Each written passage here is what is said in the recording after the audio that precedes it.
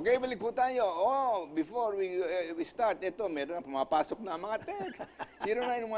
0919-221-2562. Senator Pimentel and Mr. Rosa, good evening. I just want to comment on what the good senator said at the start of your program, that what they submitted to the President are just recommendations on how they think the Constitution should be changed.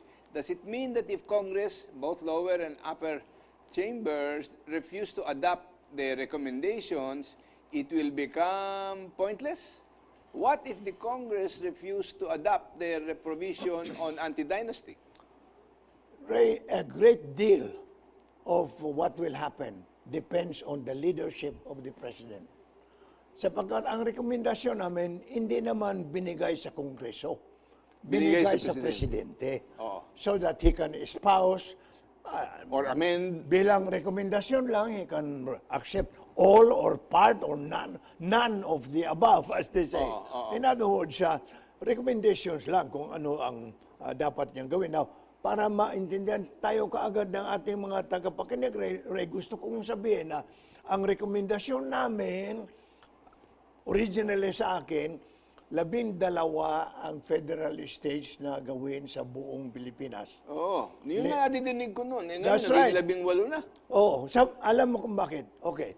Ang original proposal ko sa Luzon, 5, Northern Luzon, Cordilleras, Central Luzon, Bicol, at saka Southern Tagalog, 5. Metro Manila will just remain as the capital of the federal state, not a federal state by itself. Pagdating sa Visayas, 4. Eastern Visayas, Central Visayas, Ilonggo Provinces, plus Mindoro, Palawan, Romblon, and Marinduque. Kasi nasa Visayas yun eh. And unfortunately, dahil sa imperialist thinking sa mga ibang mga leaders sa Manila, they consider this as part of Luzon. Region 4B pa naman ang tinatawag nila dito rin. So makikita mo na iba ang kanilang paningin about how to develop this country. Now, number 3 which doesn't make it necessarily wrong or bad. No, I think it's wrong because itong dalawang probinsya ng Mindoro, Palawan, Romblon at Masbate, nandiyan sa Visayas, it cannot be considered as part of Luzon. Okay. Pagdating sa Mindanao, 3. Northern Mindanao, Southern Mindanao, and Bangsamoro. Napaka-importante rin. Alam mo kung bakit? Sapagkat ang daing ng ating mga kapatid na Muslim na ang kanilang kultura at tradisyon hindi gaanong binibigyan ng respeto ng mga, let us say, mga Kristiyano, the Christian majority of this country. You know why? Because sa ilalim ng Muslim beliefs, ang Sharia is the operating principle of their life, politically, economically, whatever else, even judicially. Ang problema lang, Ray, sapagkat yung Sharia na yon, kinopya nila from the Middle East. And there are certain practices there in the Middle East allowed by Sharia, which we cannot tolerate here. Okay, well, let me give this that's very important. Two examples lang. But we will have to deal with that when we talk about, if we are going to talk about the BOL. Because I have a million and one questions about that. Pero not now. Kaya lang, sinasabi ko lang dito, ngayon, nakikita mo. Because, for example, publicly, the former Secretary of Finance during Marcos's time, Cesar Virata, said, okay, you want 18. Dami-dami na. And 4 lang ang self-supporting dyan. Ano ngayon ang mangyayari? That they will then depend on subsidies from the federal government. That will make the cost of running the government so big. Kasi sinasabi nila, under a federal system daw, ang gastos doble. The federal states plus the different states. So the layer of administration will simply be duplicated and it will cost so much money. Anong gusto mo sabihin? Not necessarily, because actually,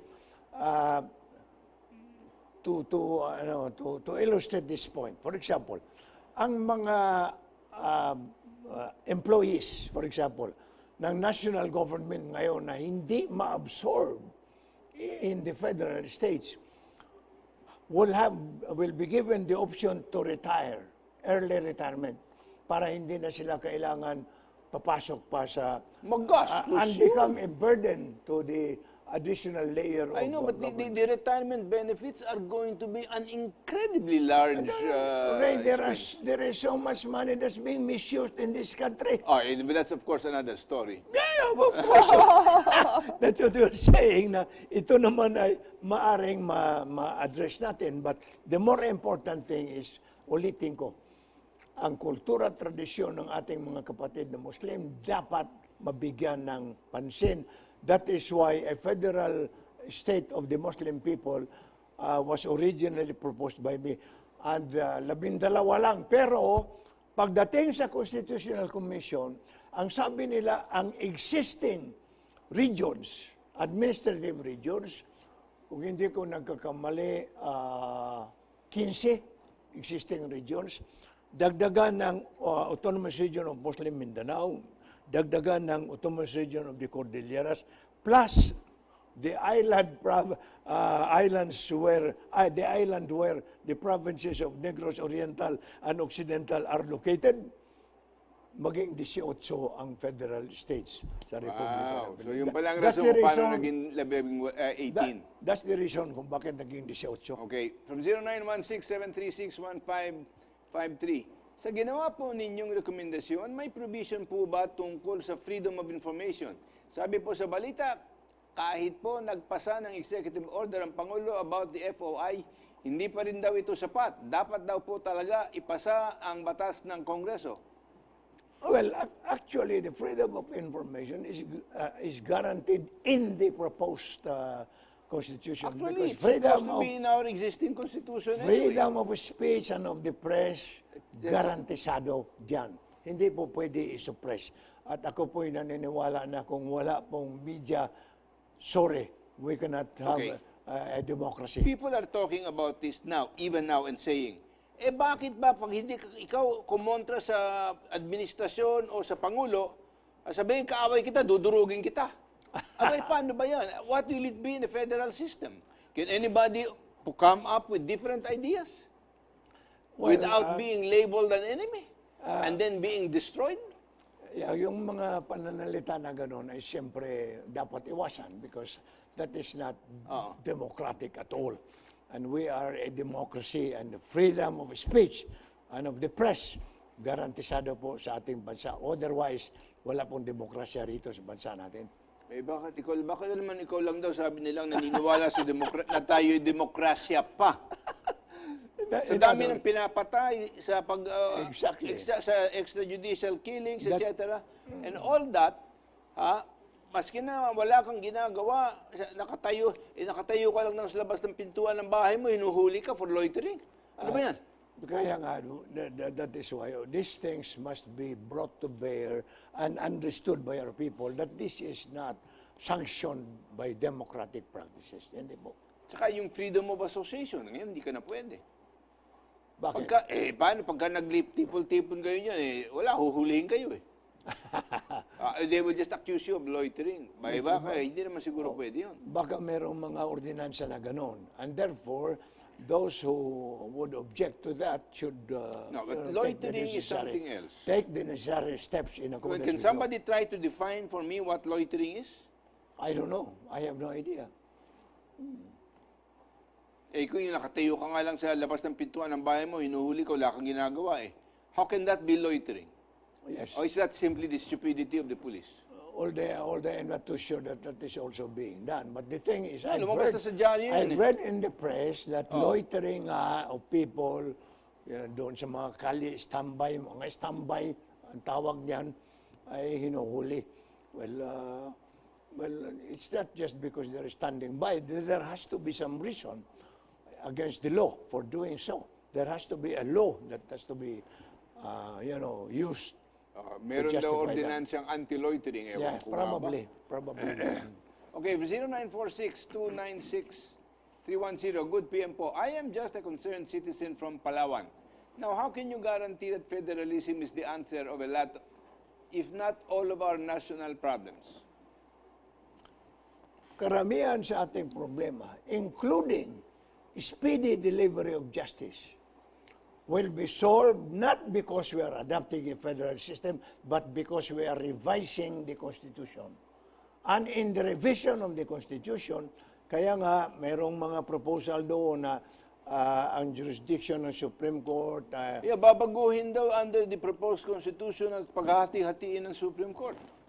because ang purpose ng Constitutional Commission, hindi ma-clog ang docket ng Supreme Court.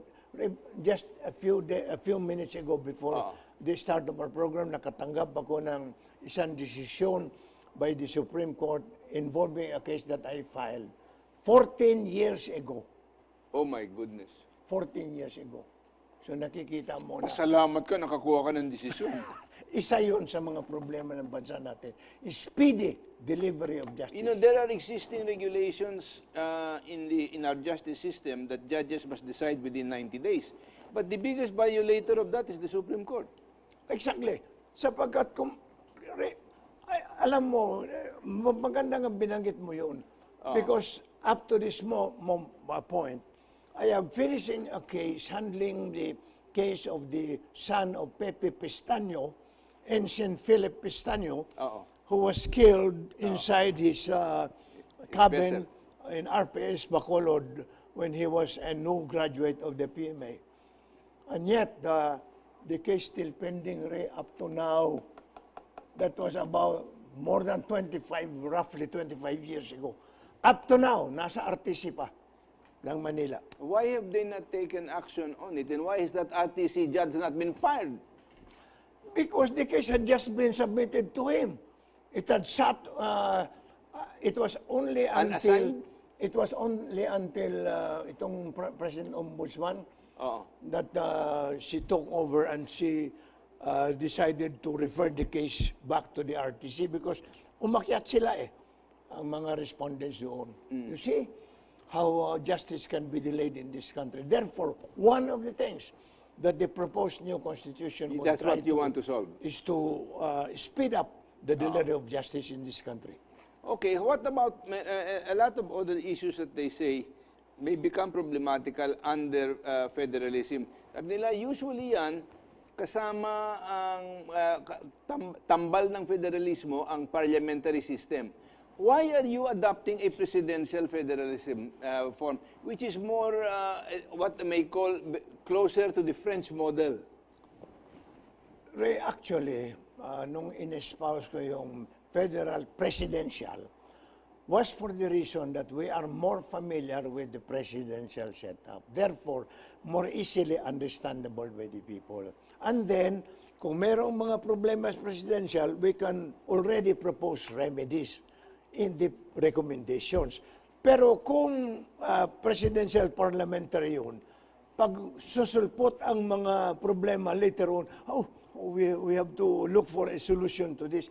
Hindi tayo gaanong conversant with the problem arising under a federal parliamentary. Well, why did you not put a transitory provision so that we can graduate to a true parliamentary federal system? Precisely because, as I said, mas madali maintindihan sa mga taong bayan if I talk about federal presidential kaysa federal parliamentary. But I am not crossing that possibility, Ray. Not at all. Okay, but we have to pause for a few reminders. Babalik po tayo pag-uusap natin kay Senator Pimentel. We'll be right back.